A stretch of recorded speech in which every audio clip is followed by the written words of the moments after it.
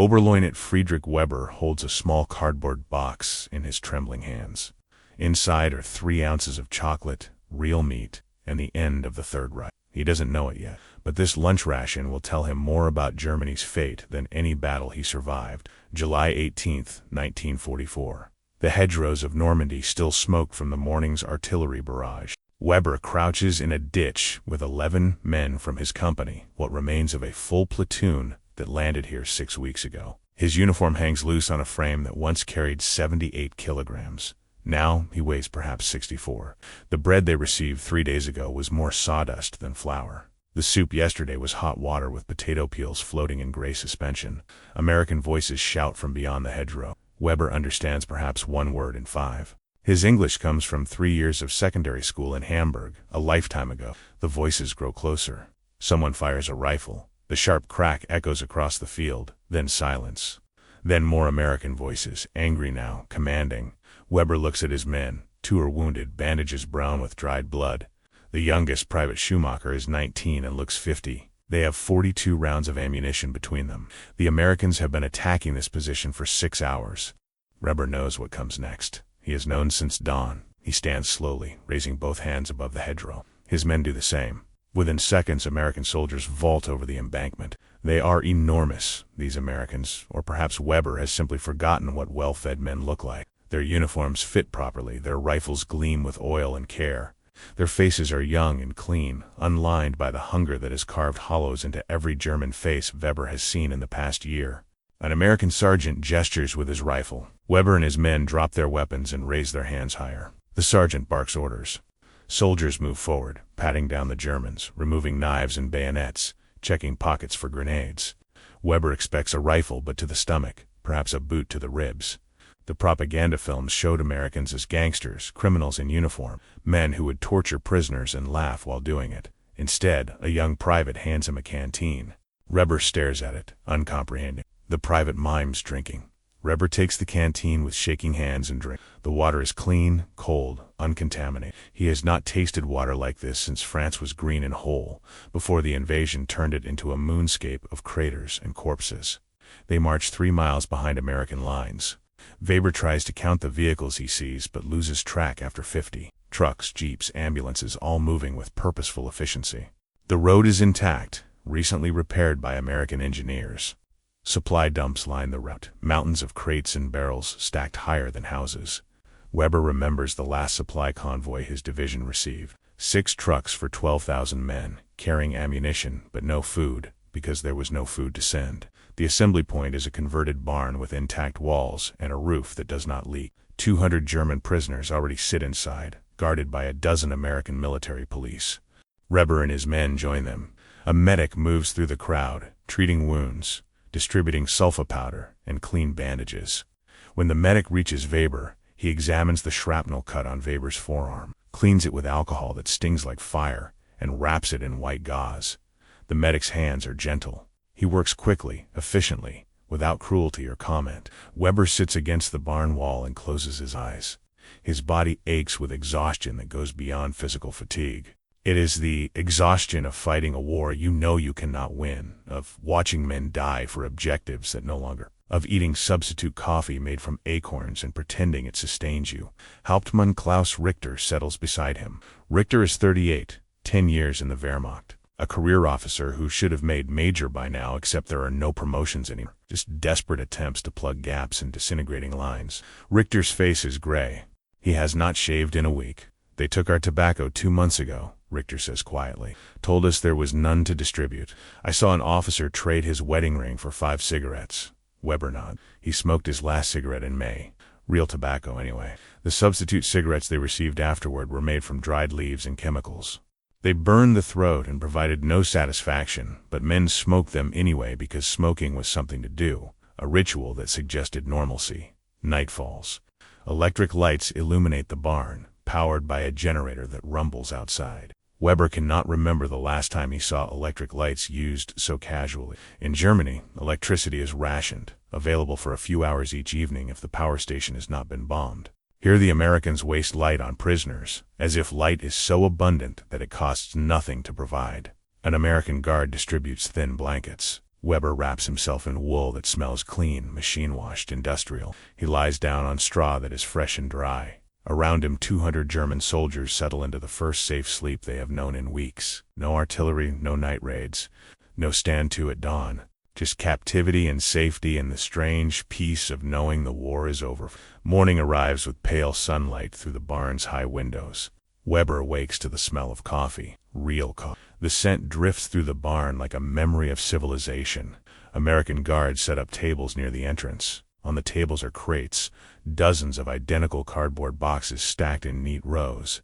A sergeant with a Midwestern accent calls out in broken German, "Essen, food, 1 box per man. Line up." The prisoners shuffle forward. Weber joins the line behind Richter. As they move closer to the tables, Weber sees the boxes more clearly. They are rectangular, perhaps 6 inches long, 3 inches wide, 2 inches deep. The cardboard is waxed, waterproof, printed in olive drab. Each box bears identical text in block letters. U.S. Army Field Ration. K. Weber has heard of these. In briefings months ago, officers discussed American logistics, trying to understand how the enemy kept their armies supplied across an ocean. Someone mentioned the rations, individual meal packages designed for paratroopers and mobile infantry. The descriptions seemed fantastical, American exaggeration. No army could possibly provide such meals to millions of men in the field. Weber reaches the table. A private hands him a box. It is surprisingly heavy for its size, dense with contents. Weber turns it over in his hands, examining the printing. Dinner unit, it says. Total weight, 18 ounces. He returns to his spot against the wall.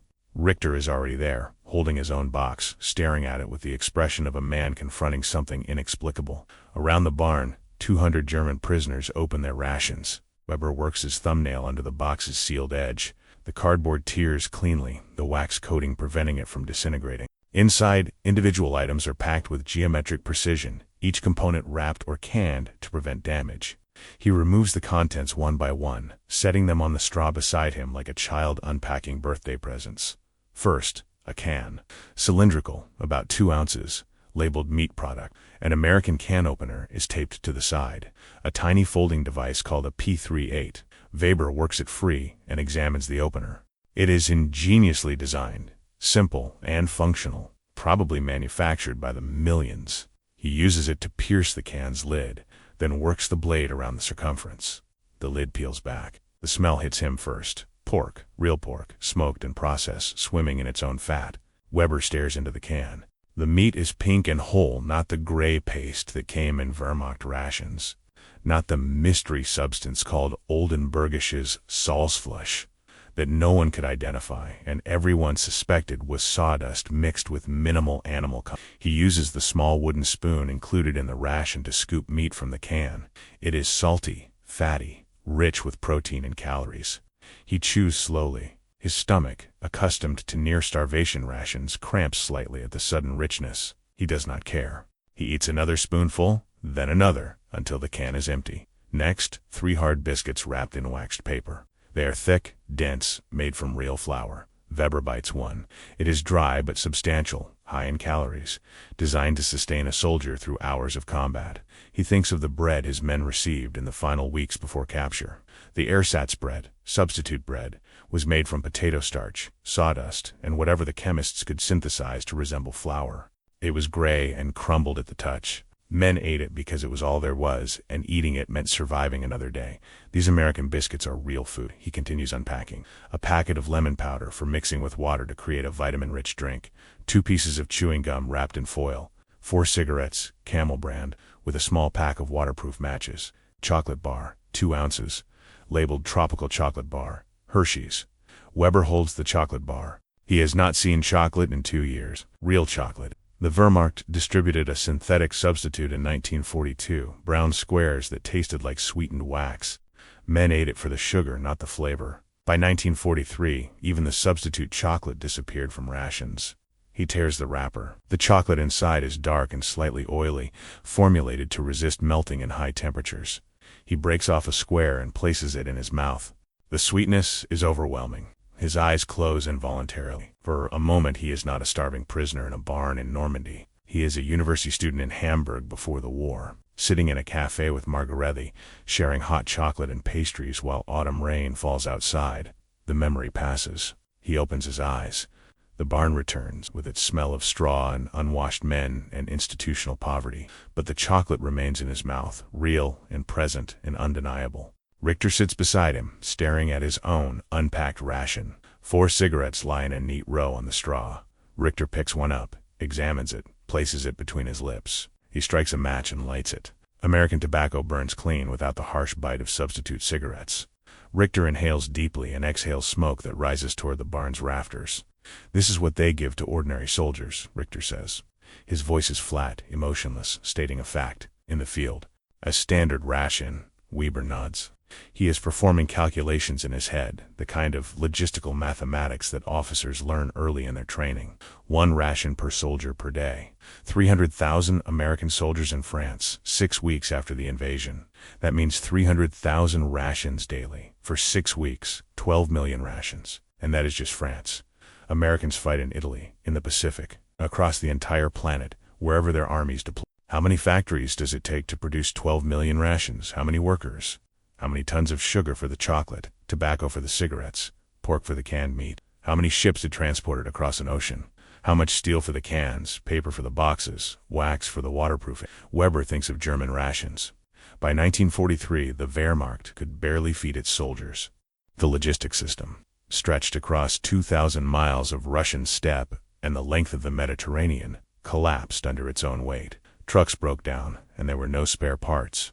Trains were bombed by Allied aircraft. Food production inside Germany declined as factories converted to weapons manufacture, and as Allied bombing destroyed infrastructure. The substitute food program, designed to stretch limited resources, became a desperate attempt to create calories from anything that could be processed. Ersatz coffee from acorns, margarine from coal derivatives, sugar from wood pulp. And here, in this barn, American guards distribute chocolate to prisoners as if chocolate costs nothing, as if giving candy to enemies is so trivial it does not merit comment. Weber looks around the barn. 200 German officers and enlisted men sit in small groups, examining their rations with expressions ranging from confusion to wonder to dawning horror. A young private holds up a chocolate bar and laughs, a slightly hysterical sound. An older sergeant methodically eats his biscuits, chewing each bite thoroughly, his face blank. 3 officers near the door argue in low voices, their tone urgent and troubled. Weber catches fragments of their conversation. Industrial capacity, logistics, propaganda lies. He stands and walks to where the 3 officers sit. They look up as he approaches. One of them, an Oberleutnant like Weber, gestures for him to join them. "Look at this," the Oberleutnant says, holding up the small P38 can opener. "They make these by the millions. Millions, just the can openers, little pieces of folded steel. And they attach one to every ration can because it is cheaper to give each soldier his own opener than to force them to share." Do you understand what that means? Weber understands. It means American industry operates at a scale that makes individual unit costs irrelevant. It means they have so much production capacity that they can afford redundancy, waste, excess. It means every single thing the Wehrmacht was told about American weakness was a lie. "The chocolate," another officer says. He is an older man, a Hauptmann with gray hair and deep lines around his eyes. "I commanded a supply company in 42. Do you know what we were told? That America was weak, that they were soft, decadent, incapable of industrial warfare, that their democracy made them inefficient." He gestures at the unpacked rations scattered across the straw. "Does this look inefficient to you?" The third officer says nothing. He smokes one of the American cigarettes, drawing the smoke deep into his lungs. His eyes are distant, focused on something beyond the barn walls. Weber returns to his place beside Richter. They sit in silence, smoking the American cigarettes, tasting real tobacco for the first time in months. Around them, the barn gradually quiets as prisoners finish their meal. The rations are gone. The cans are empty. The chocolate is eaten. But the implications remain. Indigestible. Unavoidable. "If this is what they feed us," Richter says quietly, "what do they feed their own soldiers?" Weber has been wondering the same thing. The ration, according to the box's printing, is designed as a portable assault ration for airborne troops and frontline infantry. It is meant to be compact and lightweight, suitable for men who carry everything they need on their backs. Which means there are other rations, heavier and richer, for soldiers in less mobile situations. Which means the ration, impressive as it is, represents the minimum of what America provides. Weber thinks back to the past 6 weeks of combat. His division fought desperately to hold positions that command declared vital. They fought without air support because the Luftwaffe no longer existed in any meaningful sense. They fought with ammunition rationed to 10 rounds per rifle per day. They fought on empty stomachs, dizzy with hunger, weakened by malnutrition. And across the hedgerows, Americans attacked with unlimited artillery support, complete air superiority, and chocolate bars in every ration pack. The war was over before D-Day, Weber realizes. Perhaps it was over in 1941, when Hitler invaded Russia and declared war on America within the same 6 months.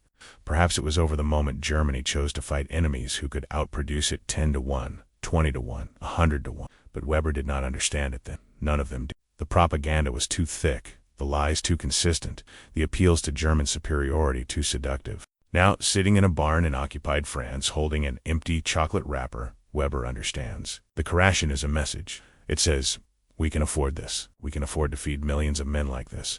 We can afford to give chocolate to prisoners. What can you afford? Germany, in the summer of 1944, can afford nothing. The cities are rubble. The factories are bombed. The transportation network is shattered. The food supply is broken.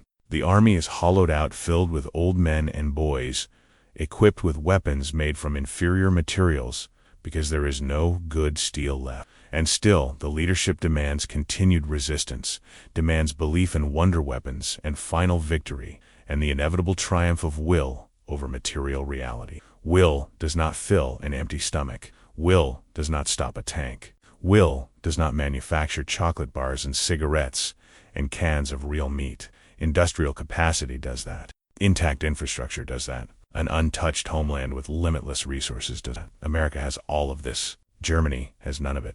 Weber sleeps poorly that night. His stomach is fuller than it has been in months, but his mind churns with unwelcome thoughts. He dreams of Hamburg, of Margarethe, alone in the apartment they shared before he was called up, before the war consumed everything. He dreams of factories in America, vast buildings stretching to the horizon, assembly lines producing rations by the millions while workers go home to meals that make the rations look inadequate. He dreams of chocolate and cigarettes and the taste of defeat. Morning comes, more rations. This time Weber receives a breakfast unit. It contains a can of chopped ham and eggs, more biscuits, instant coffee, and sugar tablets. Real coffee. He mixes it with water from his canteen and drinks it slowly, savoring the bitter richness. He has not tasted real coffee since 1942. Around him, German prisoners adapt to captivity with the resigned efficiency of soldiers who have survived worse. They organize themselves into informal groups. They clean the barn. They play cards with decks provided by American guards. They wait for transport to wherever prisoners are sent. Richter sits beside Weber, drinking his own coffee. This is what happens when you fight America, he says. You lose, and then they feed you better than your own country did. Weber says nothing. There is nothing to say Richter is correct. Days pass. Weber and 200 other prisoners are transported to a larger facility called Camp Lucky Strike, a sprawling tent city near the French coast. 20,000 German prisoners wait here for transport to permanent camps in England or America. The camp is organized with American efficiency. Rows of tents, arranged in grids, with latrines, wash stations, and mess tents spaced at regular intervals.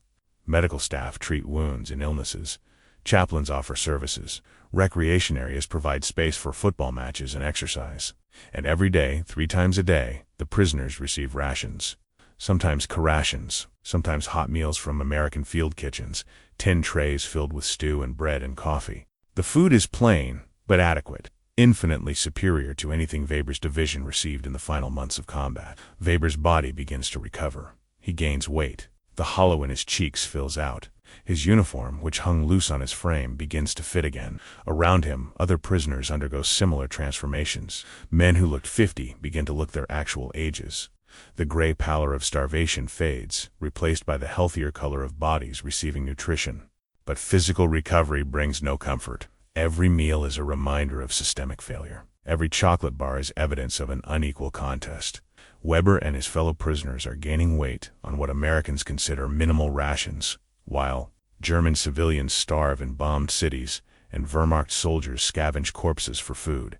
An American sergeant distributes mail. Prisoners are allowed to send letters home, censored but permitted. Weber writes to Margarethe, choosing his words carefully. He knows censors will read every line. He cannot say what he really wants to say. He cannot write, "We lost because we were never strong enough to win.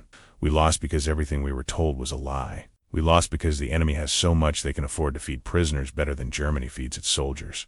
Instead he writes, "I am well, I am healthy. I am treated correctly according to the Geneva Convention.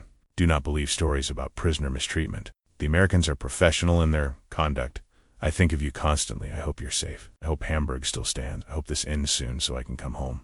He does not write, "If you could see what I see, you would understand why we lost. If you could taste what I taste, you would know we never had a chance." He folds the letter and gives it to the sergeant. He imagines it arriving in Hamburg, if Hamburg still exists, if the postal system still functions, if Margarethe still lives in the apartment they shared. He imagines her reading it, trying to understand what he is not saying, searching between the lines for hidden meaning. September arrives. Weber has been a prisoner for 6 weeks. He has eaten more in those 6 weeks than in the previous 6 months. His weight is nearly back to what it was before the war, before starvation became a way of life. He speaks some English now, learned from conversations with guards, and from listening to American radio broadcasts that play in the camp. One evening, an American sergeant approaches Weber's tent. The sergeant is young, perhaps 26, with the easy confidence of men who know they are winning. His name is Miller. He is from Wisconsin. He has guarded German prisoners since July. Miller carries a cardboard box. Inside are cartons of cigarettes, American brands, Camels and Lucky Strikes, and Chesterfields. He sets the box down near Weber's tent. "Leftovers from the supply truck," Miller says. "You guys want them?" The question is rhetorical. Of course they want them. Cigarettes are currency, comfort, ritual. Miller distributes the cartons, 2 per man, 40 cigarettes each, 80 cigarettes. More tobacco than a Wehrmacht officer received in a month, given away as leftovers because the American supply system has excess. Weber lights a cigarette and inhales. The smoke is smooth, rich, satisfying. Beside him, Richter does the same. They sit outside the tent as evening falls, smoking American cigarettes, watching the sun set over the French coast. "They throw away what we would fight for," Richter says. Weber nods. It is true. America has so much abundance that its excess exceeds German adequacy. They throw away more than Germany can produce. And they do this while fighting a war on 2 fronts, supplying allies across multiple continents, maintaining an industrial base that grows stronger every month. "How did we think we could win?" Richter asks. The question is not rhetorical. He genuinely wants to know, how did any of us believe we could defeat this? Weber has no answer. Propaganda, perhaps. Belief in German superiority, in the strength of will, in the supposed weakness of democracies. The lies were so consistent, so pervasive, that even educated men believed. Even officers who should have questioned, who should have done the mathematics, who should have understood the impossibility of the task. Or perhaps they did understand, and they lied to themselves because the alternative was unthinkable. Perhaps admitting Germany could not win meant admitting that deaths were meaningless, the sacrifices pointless, the suffering for nothing. So they believed. They fought. They died. And now Weber sits in a prisoner of war camp smoking American cigarettes, finally understanding what he should have understood years ago. October comes. The camp population shifts as prisoners are transported elsewhere. Weber and Richter are assigned to a transport leaving for the United States. America takes prisoners to camps in the American homeland, away from the combat zone, where they can be held securely until the war ends. The thought of crossing the Atlantic, of seeing America itself, fills Weber with complex emotions: curiosity, dread, a strange anticipation of witnessing firsthand the industrial colossus that defeated Germany. They board a Liberty ship in Le Havre. 2,000 German prisoners crowd into the ship's holds. The voyage takes 2 weeks. The Atlantic in autumn is rough, the ship pitching and rolling in heavy seas. Many prisoners are seasick. Weber is not. He spends hours on deck, when guards permit it, watching the endless ocean, thinking about the ships that cross this water, the thousands of vessels that ferry men and material from America to Europe, an armada of industry sustained by unimaginable resources. The ship feeds them twice daily: rations, hot soup, bread, coffee. Even at sea, even crowded into holds like cargo, they eat better than they did as soldiers fighting for Germany. One morning, Weber wakes to shouting. Prisoners crowd the portholes. America, land. The ship has entered New York Harbor. Weber climbs on deck. The guards permit it now, secure in the knowledge that prisoners cannot escape. He stands at the rail and looks. The Statue of Liberty rises from the harbor, green copper against gray sky, torch raised, welcoming. Beyond it, Manhattan stretches along the shore, a forest of skyscrapers taller than anything Weber has seen. Buildings that dwarf European cities, towers that proclaim wealth and power and permanence. The city is undamaged, no bombed buildings, no rubble, no evidence that a war is being fought anywhere in the world. This is what Germany fought. This is what Hitler declared war on. This city, multiplied by 100 others across a continent that has never been touched by combat. Weber feels suddenly small, not defeated, not humiliated, just small. A man from a small country that tried to fight the world and discovered the world was larger than he could imagine. The ship docks. Prisoners disembark in ordered lines. They are processed through immigration facilities converted for military use. Medical examinations, delousing, new clothing, photographs, documentation. The American system operates with mechanical efficiency, processing 2,000 prisoners in a single day. Trains wait at the pier. Weber and 500 other prisoners board, guarded by military police. The train travels west, across New Jersey and Pennsylvania, through countryside that is green and whole and productive. Farms cover the landscape. Factories smoke on the horizon. Towns pass with clean streets and intact buildings. There's no war here, or there has never been war here. America fights across the world, and its homeland remains untouched. Its industry unmolested, its production uninterrupted. They arrive at Camp Cook in California 3 days later. The camp sprawls across desert landscape, hundreds of barracks surrounded by barbed wire. Guard towers at regular intervals, a small city designed to hold 10,000 prisoners. Weber is assigned to Barracks 17, Section C. The barracks is clean, basic, adequate. Bunks with mattresses, stoves for heating, latrines with running water. It is not comfortable, but it is not cruel. Life in Camp Cook settles into routine. Prisoners are assigned work details. Weber works on a nearby farm, harvesting fruit. The work is not difficult. The guards are not harsh. The farmer who owns the land pays the American government for prisoner labor, and the prisoners receive small credits they can use at the camp canteen for candy and cigarettes and toiletries. Weber picks oranges. He has never seen oranges growing before. Vast groves stretching across irrigated desert, trees heavy with fruit, abundance made possible by American engineering and water management. The farmer is an older man whose son is fighting in Europe. He treats the German prisoners with distant politeness, neither kind nor cruel, simply professional. During lunch breaks, Weber sits in the shade of orange trees and eats his ration. The irony is not lost on him. He is eating better as a prisoner, picking fruit in California, than he did as an officer fighting for Germany. Around him, other prisoners adapt to captivity in different ways. Some become sullen and withdrawn, sitting in barracks during free time, refusing to speak. Others embrace the opportunity to learn English, to read American newspapers available in the camp library, to attend educational programs offered by camp administrators. Still others simply exist, waiting for the war to end, waiting to go home, suspended between defeat and an uncertain future. Richter works on the same farm detail. They pick fruit together, 2 German officers harvesting oranges for an American farmer whose son fights against Germany. The absurdity of the situation is too profound to inspire comment. It simply is. In December, a letter arrives from Margaretti. The envelope has been opened by censors, read and approved, stamped with official seals. Inside, 2 pages in her careful handwriting. Weber sits on his bunk and reads, "Hamburg has been bombed again. The apartment is gone. She lives with her sister now in the suburbs in a house that still has walls and a roof. Food is scarce. They receive ration cards, but often there is nothing to buy. The black market is expensive and dangerous. The authorities promise better times, but nobody believes them anymore. She asks if he is well. She asks when he will come home. She tells him she loves him and thinks of him constantly and prays for his safety." Weber folds the letter carefully. He wants to write back, wants to tell her everything, wants to explain what he has learned. But what can he say? That Germany is starving while its prisoners eat chocolates in America. That the war is lost and has been lost for years. That everything they believed was a lie.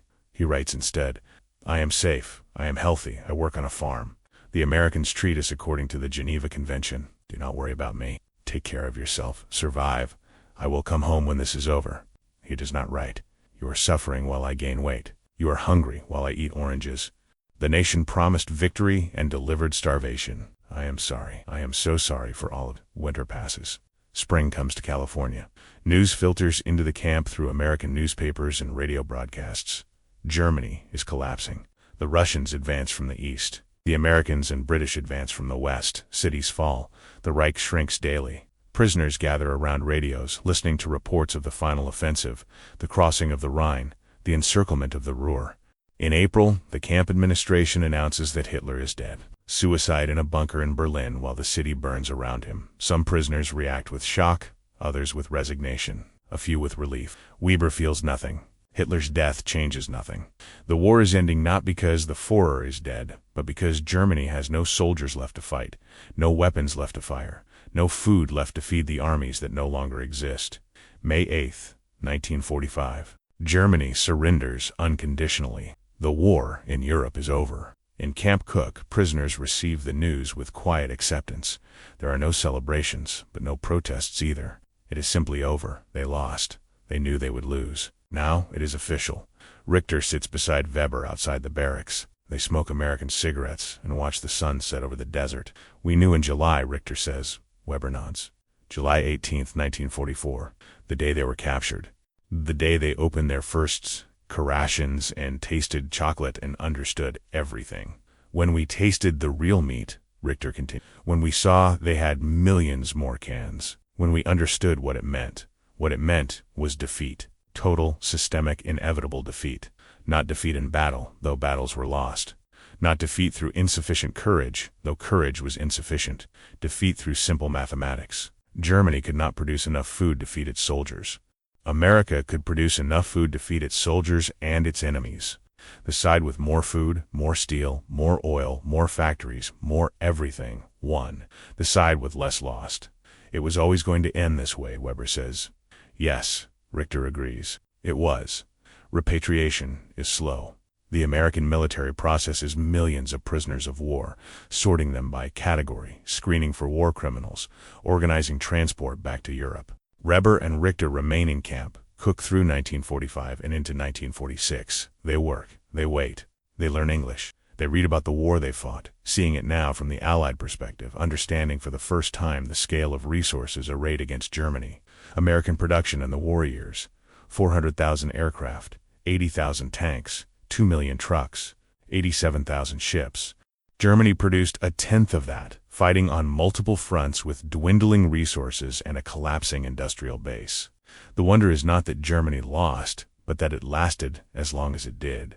Camp Cook offers educational programs for prisoners, classes in democracy, in American history, in post-war reconstruction. The programs are voluntary, but encouraged. The American goal is clear: re-educate German prisoners, prepare them to return to Germany as citizens of a new, democratic nation. Some prisoners resist, clinging to old beliefs.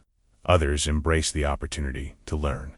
Weber attends the classes not because he believes in re-education, but because he wants to understand how the victors see the war, what lessons they draw from their triumph. The instructors are earnest young officers who speak of freedom and democracy as if these concepts are self-evidently superior to alternatives.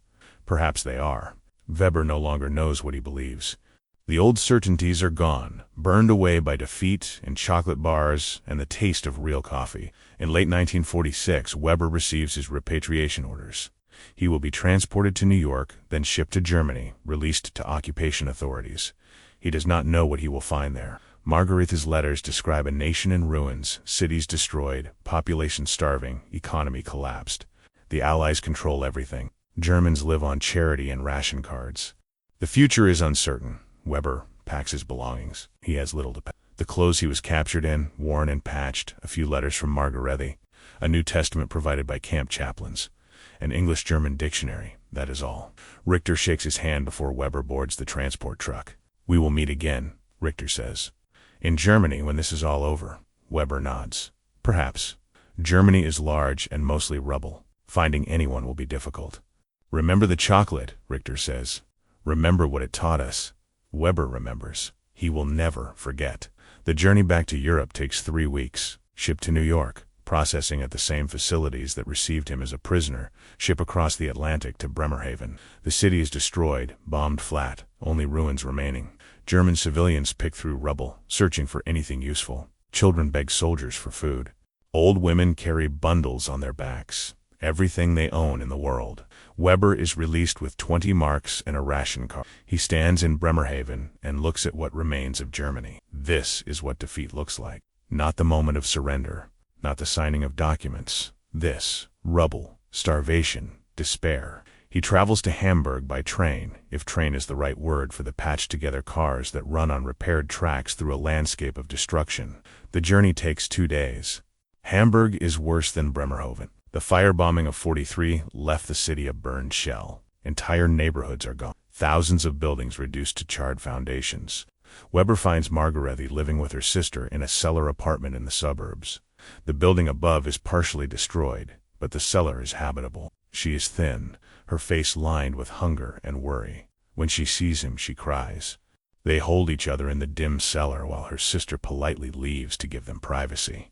She touches his face, his arms, surprised by how healthy he looks. "You were a prisoner," she says. "You should look worse." He tells her about California, about the camp, about the work on the farm, about the food. She listens with an expression he cannot read. "They've fed you better than we fed our soldiers," she says finally. It is not a question. "Yes," Weber says. "They've fed you better than we feed civilians now." "Yes." She is silent for a long time. Then she says, "We lost because they could afford to, didn't they? Won because they had so much that feeding prisoners cost them nothing." Weber thinks of the ration, that first day in the barn in Normandy, the chocolate, the meat, the cigarettes, the casual abundance of an industrial giant that could afford to give luxuries to enemies. "Yes," he says. "That is exactly why we lost." Hamburg rebuilds slowly. The occupation authorities distribute food, the same rations that Weber ate in captivity, plus other American supplies. Care packages from American charity organizations, grain from the American Midwest, medicine from American factories. The victors feed the defeated because the victors can afford to, because they have so much that charity costs nothing. Weber finds work eventually, helping clear rubble, rebuilding infrastructure. Germany will recover, the authorities say. With American help, with democratic reforms, with integration into the Western economy.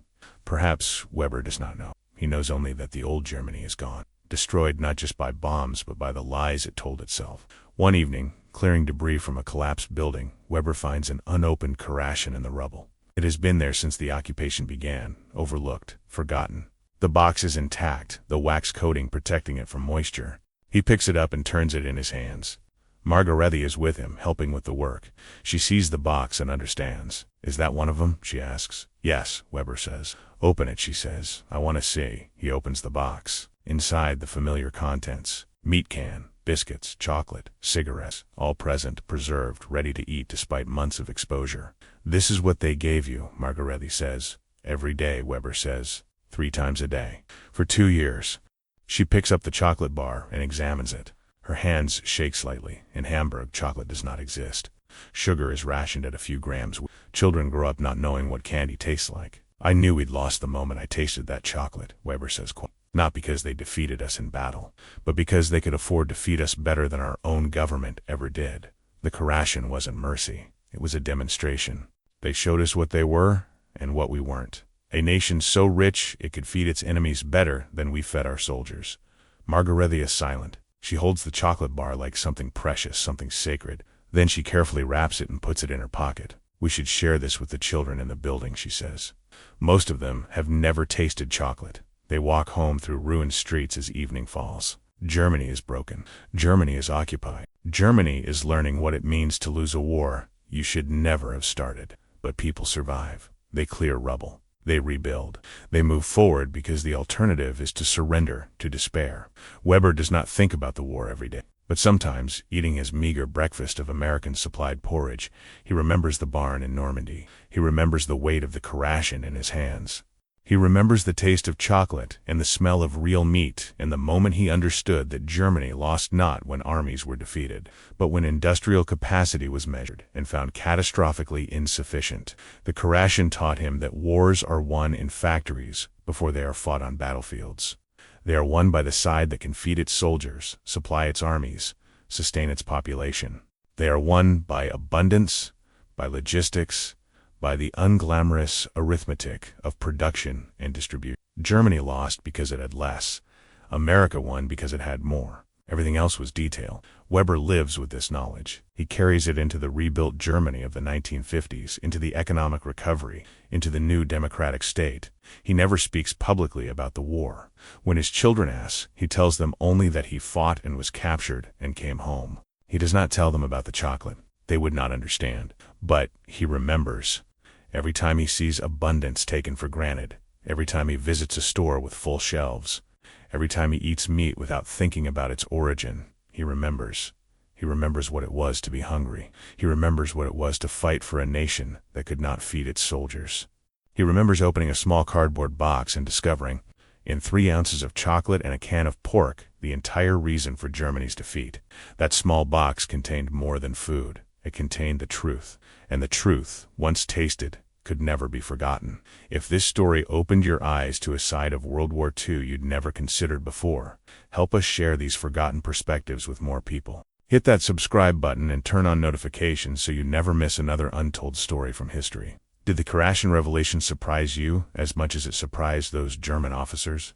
Let us know by leaving a like on this video. And here's a question for the comments. What other small, everyday objects from wartime do you think revealed larger truths about which side would win? Was it the Jeep, the Liberty ship, American logistics in general? Share your thoughts below. I read every comment, and your insights often inspire future videos. If you found this story compelling, consider sharing it with anyone who loves history told through human experience rather than just dates and battles. These stories matter, and your support helps us keep telling. Thanks for watching, and I'll see you in the next one.